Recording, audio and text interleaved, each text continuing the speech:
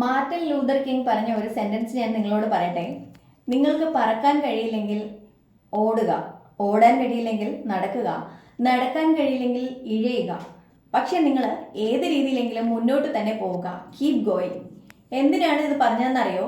തോൽവികളിൽ പേടിച്ചിരിക്കുന്ന അല്ലെങ്കിൽ തോൽവികളിൽ പരാജയങ്ങളിൽ നിന്ന് ഒരിക്കലും തിരിച്ചു വരാനാവാത്ത വിധം വിഷമിച്ചിരിക്കുന്ന ഒരാളാണ് നിങ്ങളെങ്കിൽ പരാജയം ഒരിക്കലും നമ്മുടെ ജീവിതത്തിന്റെ അവസാനമല്ല എന്ന് മനസ്സിലാക്കുക. ആ പരാജയങ്ങൾ ആദ്യം അക്സെപ്റ്റ് ചെയ്യുക. സംതിങ് ഡിഫറെൻ്റ് ആയിട്ട് അതിൽ എന്ത് ചെയ്യാൻ പറ്റും എന്ന് മനസ്സിലാക്കുക. എന്നിട്ട് നിങ്ങൾക്ക് ആ പരാജയം ഒരു സ്റ്റെപ്പ് സ്റ്റോൺ ആക്കാം, നിങ്ങളുടെ വിജയത്തിലേക്ക് എത്തുന്ന ഒരു സ്റ്റെപ്പ് സ്റ്റോൺ. എവിടെയാണ് നിങ്ങൾക്ക് വീഴ്ച വന്നത്, എവിടെയാണ് നിങ്ങളുടെ വീക്ക്നെസ് എന്ന് മനസ്സിലാക്കിയിട്ട് അത് ക്ലിയർ ചെയ്ത് മുമ്പോട്ട് പോവുക.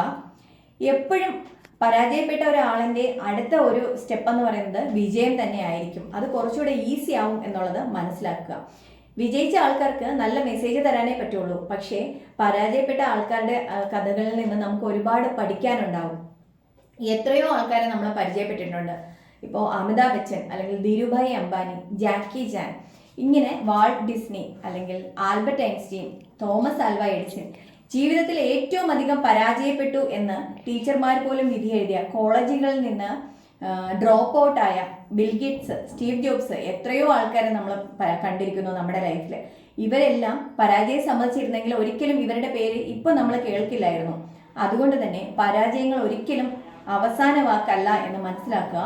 ആ പരാജയങ്ങളിൽ നിന്നും പുതിയ പാഠങ്ങൾ ഉൾക്കൊണ്ട് പുതിയ അനുഭവങ്ങൾ മനസ്സിലാക്കി പുതിയ തിരിച്ചറിവുകൾ മനസ്സിലാക്കി മുമ്പോട്ട് പായുക.